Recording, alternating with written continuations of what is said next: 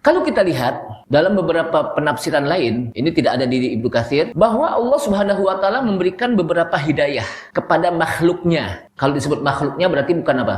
Bukan hanya manusia saja, tapi di sana juga hewan. Pertama yang dikenal dengan hidayatul wijdan, petunjuk insting, petunjuk naluri, di mana petunjuk ini juga diberikan oleh Allah SWT bukan hanya kepada manusia, tapi juga kepada apa? Binatang. Yang disebut dengan apa? Hidayatul wijdan. Manusia, ketika dia lapar pada saat masih bayi, ketika dia lapar, dia nangis. Kemudian diberikan susu, lalu dia diam. Itu kan bagian dari petunjuk Allah SWT. Dengan adanya apa? Minum susu akan menghilangkan apa? Rasa lapar dan rasa apa? Haus. Binatang juga begitu. Ada binatang walet, burung walet ya. Dia bikin sangkar di atas pohon kelapa. Dan dia nggak pakai sekolah lagi tuh. Tapi atas petunjuk Allah SWT bisa aja itu. Begitu juga laba-laba bikin sarangnya kan gitu. Langsung bisa tuh. Kenapa? Karena itu ada insting naluri yang diberikan oleh Allah SWT berupa petunjuk. Itu satu. Kemudian ada lagi yang disebut dengan hidayatul hawas, petunjuk indera, di mana indera manusia itu bisa memberikan petunjuk, dan itu juga diberikan baik untuk manusia maupun apa? Hewan. Manusia akan tahu di sana ada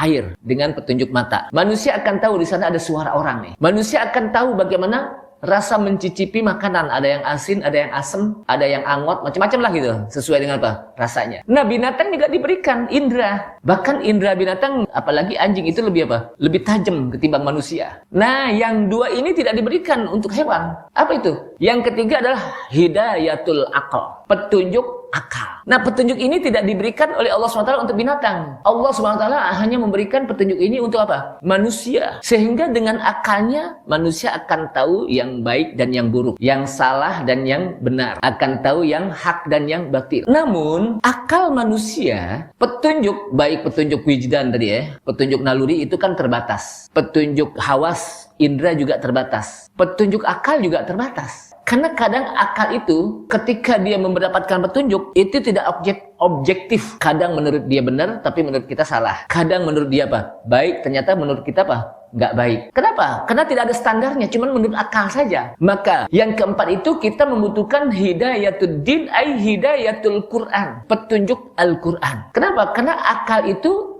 tidak mampu untuk melakukan sesuatu yang kadang-kadang akal ketika menilai itu tidak objektif. Maka wahyulah yang menjelaskannya, yang memberikan apa? Petunjuk.